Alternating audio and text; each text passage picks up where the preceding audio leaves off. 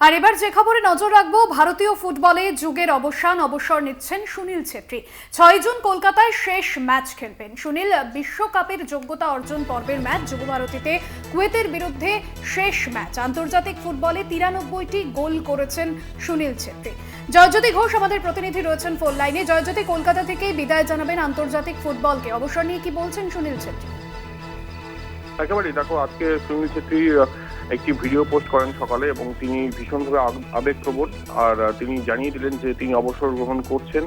ভারত অধিনায়ক শেষ ম্যাচটি খেলবেন সেই যুব ভারতীতেই এবং কুয়েতের বিরুদ্ধে শেষ ম্যাচ বলা যেতে পারে যুগের অবসান। এবং সেই ভিডিওতে তিনি বলছেন যে তার প্রথম কোচ সুখবিন্দর সিং যখন তাকে প্রথম ভারতীয় দলের জার্সি দেন, সেই সময় ভীষণভাবে তিনি আবেগপ্রবণ হয়ে পড়েন। এবং তারপর একটা লম্বা ইতিহাস, 20 বছরের কেরিয়ার, যেটা একটু আগেই বললাম, 93টি গোল, একের পর এক রেকর্ড। এবং এই ধরনের ফুটবলার, এরকম ফুটবলার ভারতীয় ফুটবলে আবার কবে আসবে সেটা সময় বলবে।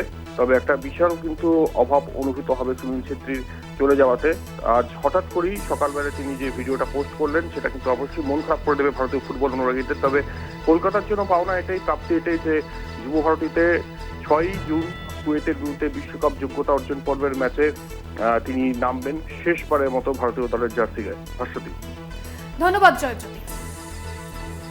আপনাদের জানিয়ে রাখবো আরো একবার, কলকাতা থেকে বিদায় জানাবেন আন্তর্জাতিক ফুটবলকে। ভারতীয় ফুটবলে যুগের অবসর অধিনায়ক সুনীল ছেত্রীর 6 জুন কলকাতার যুব ভারতীতে শেষ ম্যাচ। ওই দিন কুয়েতের বিরুদ্ধে খেলবে ভারত। ভারতীয় ফুটবলে একটি যুগের অবসান হতে চলেছে।